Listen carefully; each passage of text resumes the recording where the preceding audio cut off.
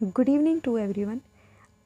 आई hope आप सब लोग अच्छे होंगे और अपनी स्टडी बहुत अच्छे से कर रहे होंगे। प्रीवियस लेक्चर में हमने माइटोकॉन्ड्रिया के बारे में कुछ इंपॉर्टेंट एस्पेक्ट देखे थे। इसके अलावा कुछ मिसलेनियस पॉइंट्स थे जो माइटोकॉन्ड्रिया के हम कवर अप करने वाले हैं आज। तो सबसे पहले माइटोकॉन्ड्रिया के अंदर हम देख रहे हैं 70S राइबोसोम देखने को मिलता है। 70S राइबोसोम बैक्टीरिया सेल के अंदर भी देखने को मिलता है as well as chloroplast cell के अंदर देखने को भी मिलता है। अभी दोनों में ही, इन तीनों में ही एक सिमिलैरिटीज़ आपको नज़र आई।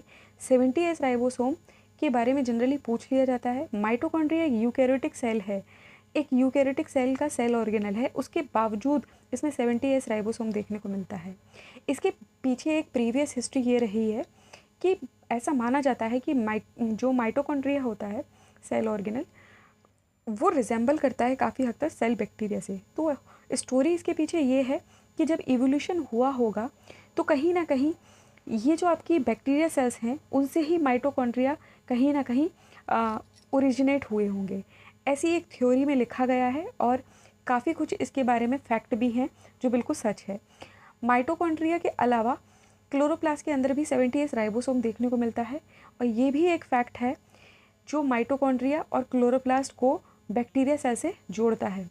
तो आप कह सकते हैं रिजेंबलेंस की अगर बात करें तो 70S ribosome mitochondria, bacteria cell और इसके अलावा क्लोरोप्लास्ट सेल्स में आपको देखने को मिलता है। इसके अलावा हम देखेंगे इसमें जो डीएनए आपको देखने को मिलता है माइटोकॉन्ड्रिया में, वो डबल स्टैंडर्ड सर्कुलर होता है। जनरली अगर यूकैरियोटिक सेल की बात करें तो हमको लीनियर डीएनए देखने को मिलता है न्यूक्लियस के अंदर, लेकिन माइटोकॉन्ड्रिया के अंदर अगेन वही वाली प्रॉपर्टी है। बैक्टीरिया सेल के अंदर भी जब सर्कुलर डीएनए देखने को मिलता है और माइटोकॉन्ड्रिया के अंदर भी सर्कुलर डीएनए देखने को मिलता है। आफ्टर दैट क्लोरोप्लास्ट के अंदर भी आपको circular double standard circular DNA देखने को मिलता है।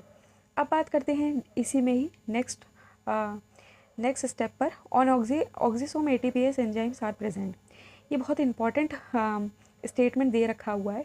ऑक्सीसोम पर ATPase एंजाइम्स प्रेजेंट होते हैं, इसलिए ऑक्सीसोम्स के पास टेंडेंसी होती है ATP को फॉर्मेशन करने की, ATP को फॉर्म करने की।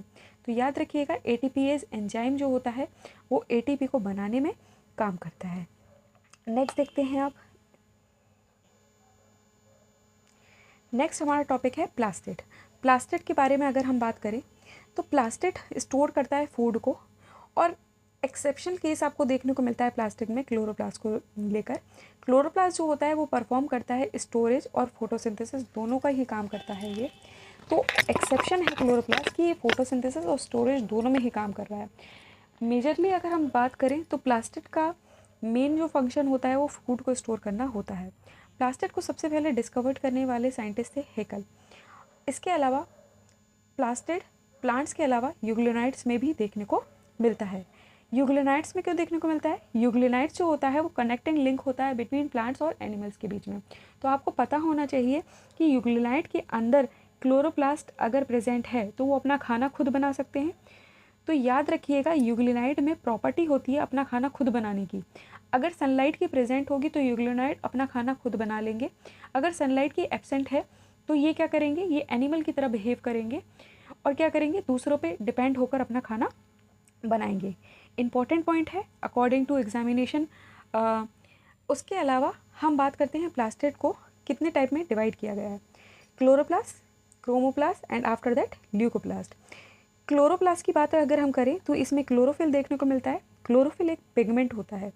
याद रखिएगा पूरा फॉर्मेट, लीफ के अंदर मीजोफिल सेल होती हैं और मीजोफिल सेल के अंदर क्लोरोप्लास्ट होता है, और क्लोरोप्लास्ट के अंदर भी आपको क्लोरोफिल पिगमेंट्स देखने को मिलते हैं। तो आप एक बेसिक सी बात याद रखिएगा यहाँ पर। फॉर एग्जांपल यहाँ पर आप याद रखेंगे लीफ है, लीफ के अंदर मीजोफिल सेल्स होती हैं, मीजोफिल सेल होंगी, मीजोफिल सेल के अंदर क्लोरोप्लास्ट होता है और क्लोरोप्लास्ट के अंदर भी क्लोरोफिल पिगमेंट देखने को मिलेगा। क्लोरोफिल पिगमेंट, एक बात याद रखिएगा, यहाँ पे अगर हम पिगमेंट की बात करें तो यहाँ पे पिगमेंट ए यानी कि क्लोरोफिल पिगमेंट ए जो होता है बहुत इंपॉर्टेंट रोल प्ले करता है फोटोसिंथेसिस की प्रोसेस में। याद रखिएगा क्लोरोप्लास्ट का अगर कलर है तो वो पिगमेंट की वजह से ग्रीन है।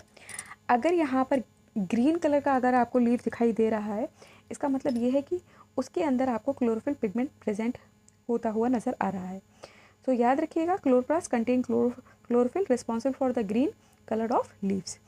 आफ्टर दैट क्रोमोप्लास्ट की बात करते हैं। क्रोमो का मतलब ही होता है यहाँ पे कलर, ठीक है, और प्लास्ट वर्ड को हम जनरली प्लांट से क्या करते हैं, कोरिलेट करते हैं। तो क्रोमोप्लास्ट के अंदर आपको कैरोटीन और ज़ैंथोफिल पिगमेंट्स देखने को मिलते हैं। कैरोटीन और ज़ैंथोफिल पिगमेंट्स जो होते हैं बहुत इंपॉर्टेंट होते हैं। जनरली कैरोटीन और ज़ैंथोफिल पिगमेंट जो होते हैं ना, वो सनलाइट को ट्रैप करने का काम करते हैं। सनलाइट की जो एनर्जी होती है उसको ट्रैप करेंगे और उसको क्लोरोफिल पिगमेंट ए में क्या करेंगे, यहाँ पर ट्रांसफ़र करेंगे। आफ्टर दैट पूरी फोटोसिंथेसिस प्रोसेस ऑपरेट होती ही नज़र आती है। अब बात करते हैं यहाँ पे next, responsible for the colour of flower and fruit. तो ये फ्लावर का अगर कलर आपको कोई दिखाई दे रहा है, फॉर एग्जांपल रेड कलर है या येलो कलर है, तो वो क्रोमोप्लास्ट की वजह से है। उसी तरह से फ्रूट का अगर कलर कुछ नज़र आ रहा है, वो भी क्रोमोप्लास्ट की वजह से ही है। एक बात याद रखिएगा बेटा, इसमें जो कैरोटीन और ज़ैंथोफिल पिगमेंट्स नज़र आ रहे हैं, ये एक्चुअली बहुत ज़रूरी पिगमेंट्स होते हैं। अगर ये पिगमेंट्स नहीं होंगे तो एनर्जी को ट्रैप नहीं कर पाएंगे। मतलब आप समझ रहे हैं ना, एनर्जी को एक जगह पे इकट्ठा किया और उसको फिर ट्रांसफ़र करेंगे क्लोरोफिल पिगमेंट में। क्लोरोफिल पिगमेंट ए जो होता है वो रिस्पॉन्सिबल होता है फोटोसिंथेसिस प्रोसेस में। जब आप फोटोसिंथेसिस पढ़िएगा तो ये पूरा कंसेप्ट आपको जानने को मिलेगा। अब बात करते हैं यहाँ पे ल्यूकोप्लास्ट। ल्यूकोप्लास्ट जो होता है वो कलरलेस होता है और ये अगेन स्टोरेज का ही काम करता है। तो जानते हैं ज़रा ल्यूकोप्लास्ट के बारे में।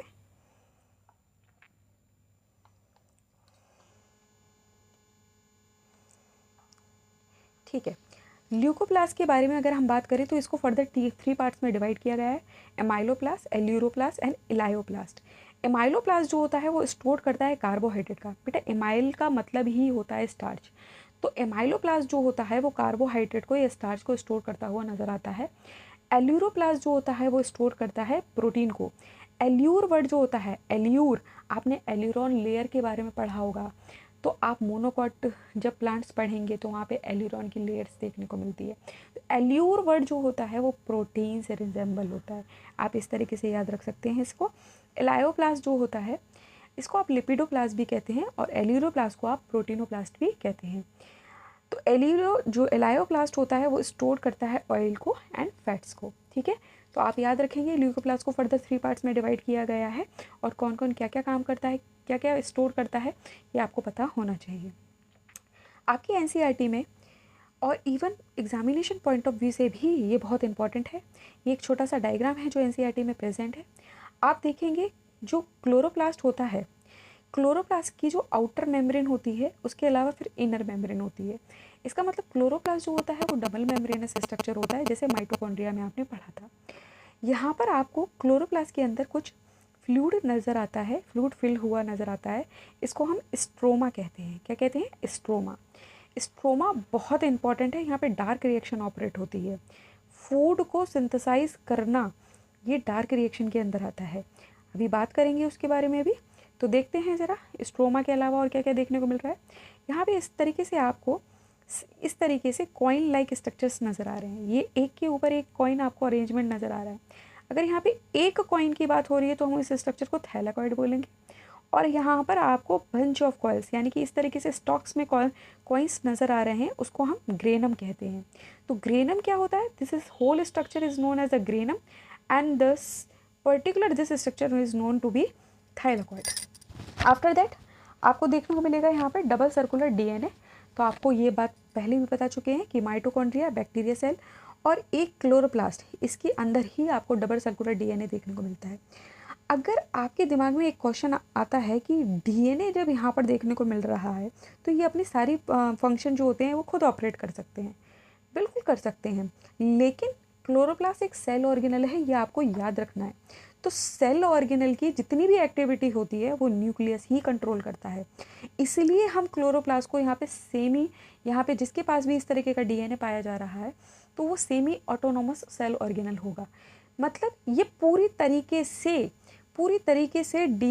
न्यूक्लियस के डीएनए पे डिपेंडेंट नहीं होता है, पर हाफ ऑफ कंडीशंस की बात करें तो ये हाफ ऑफ कंडीशन में डीएनए पे डिपेंड होता है। ओके, अब बात करते हैं नेक्स्ट क्या होता है यहाँ पे आपको देखने को मिल रहा है स्ट्रोमा लैमेली।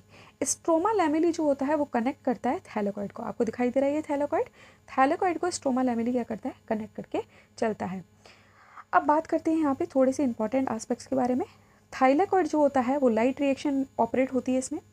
लाइट रिएक्शन का मतलब आप समझ रहे हैं, यहाँ पर लाइट रिएक्शन की अगर बात हो रही है यानी कि एटीपी की फॉर्मेशन हो रही होगी, ठीक है, और NADPH की फॉर्मेशन हो रही होगी, NADPH की फॉर्मेशन हो रही होगी। तो यहाँ पे थैलेकॉइड की अगर हम बात करें तो यहाँ पे लाइट रिएक्शन ऑपरेट हो रही है और लाइट रिएक्शन के प्रोडक्ट्स होते हैं ATP और NADPH। ठीक, उसके बाद करते हैं स्ट्रोमा की। स्ट्रोमा में डार्क रिएक्शन ऑपरेट होती है और ये क्या करते हैं, ये ग्लूकोज की फॉर्मेशन करवाते हैं, फूड की फॉर्मेशन करवाते हैं। यानी कि डार्क रिएक्शन में आपको खाना बनता हुआ, फूड बनता हुआ नज़र आता है in the form of glucose. Dark reaction में एंजाइमेटिक रिएक्शंस भी देखने को मिलती हैं। फॉर एग्जांपल केल्विन साइकिल की अगर बात करें तो उसके जितने भी एंजाइम्स होंगे वो कहाँ प्रेजेंट होंगे, स्ट्रोमा के अंदर। अगर केल्विन साइकिल ऑपरेट हो रही है, उसको होना है, तो यहाँ पे एंजाइम्स की ज़रूरत पड़ेगी और वो सारे एंजाइम्स आपको स्ट्रोमा में देखने को मिलेंगे। ठीक है, अब बात करते हैं यहाँ पे स्ट्रोमा लैमेली की। स्ट्रोमा लैमेली जो होता है उसमें आप ये क्या करता है, ये कनेक्ट करता है एक थैलेकॉइड को दूसरे थैलेकॉइड से। जैसे अभी बताया हमने आपको, ये स्ट्रोमा लैमेली आपको दिखाई दे रहा है, ये एक थैलेकॉइड को दूसरे थैलेकॉइड से कनेक्ट करता हुआ नज़र आ रहा है। यहाँ पर भी आप देखेंगे 70S राइबोसोम में आपको देखने को मिल रहा है। तो बैक्टीरिया, माइटोकॉन्ड्रिया और इवन क्लोरोप्लास्ट, इन तीनों की जो प्रॉपर्टी होती है इन राइबोसोम और DNA को लेकर, वो बिल्कुल एक जैसी होती है। ठीक है, होपफुली आपको ये लेक्चर अच्छा लगा होगा और आपके एग्जामिनेशन पॉइंट ऑफ व्यू से काफ़ी हेल्पफुल रहा होगा। सो कीप स्टडी, और आप जितनी भी क्वेरीज हैं आपकी वो कमेंट सेक्शन में लिखकर भेज सकते हैं। Thank you.